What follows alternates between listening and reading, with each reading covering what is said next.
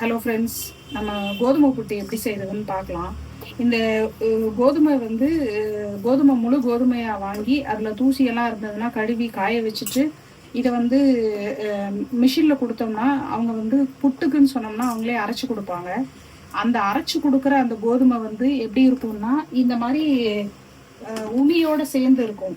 இந்த மாதிரி ரொம்ப பெரிய பெரிய உமியெல்லாம் இருக்கும். இப்படி அதை வந்து ஜலிச்சோன்னா இந்த மாதிரி ரவை மாதிரி வரும். இந்த உமியை வந்து நம்ம வேஸ்ட் பண்ணாமல் மாடு வச்சுருக்கிறவங்களுக்கு கொடுத்துடலாம். இதை வந்து அந்த ஜல்லடை வந்து பெரிய ஜல்லடையும் இல்லாமல் ரொம்ப சின்ன கண்ணும் இல்லாமல் நடுவில் இருக்கிற கண்ணில் வந்து ஜலிச்சோன்னா இந்த மாதிரி ரவையாக நல்ல இதுவாக இருக்கும். இதை வந்து உப்பு தண்ணி போட்டு கொஞ்சம் வெந்நீர் கலந்து அதை போட்டு புட்டு மாவு பதத்துக்கு பிசைஞ்சுக்கலாம். இப்போ நான் பிசைஞ்சு காட்டுறேன் பாருங்கள்.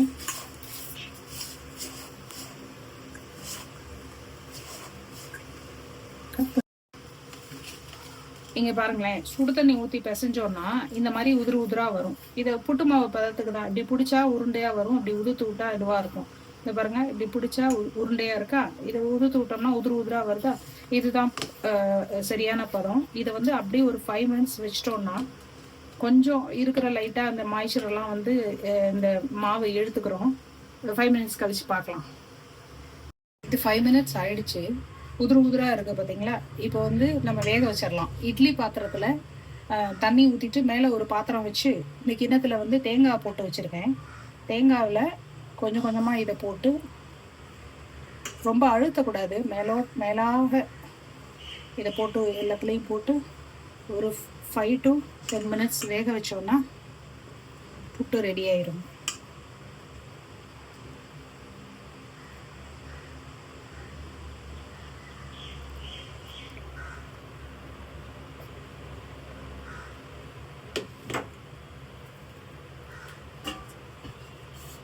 ஓகே, வெந்த உடனே பார்க்கலாம்.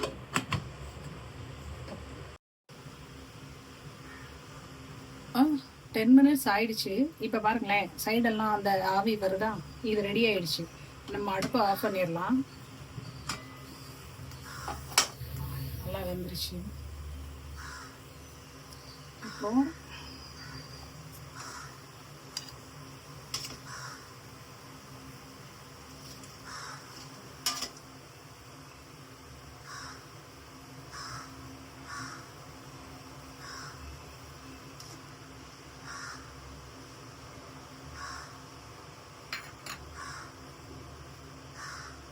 நல்லா வெந்துருச்சு.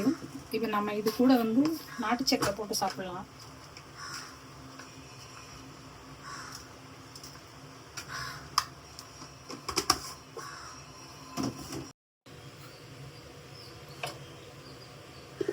வேணும்னா கொஞ்சம் நெய் ஊற்றி சாப்பிடலாம். அப்படி இல்லைன்னா நல்லெண்ணெய் ஊற்றி சாப்பிடலாம். அதுவும் இல்லைன்னா குழந்தைங்களுக்கு கொடுக்குறதுனா நீங்கள் வந்து பால், தேங்காய் பால் அந்த மாதிரி ஏதாவது போட்டு சாப்பிட்டிங்கன்னா ரொம்ப டேஸ்ட்டாக இருக்கும். இது பாருங்கள், ரொம்பவே சாஃப்டாக இருக்குது.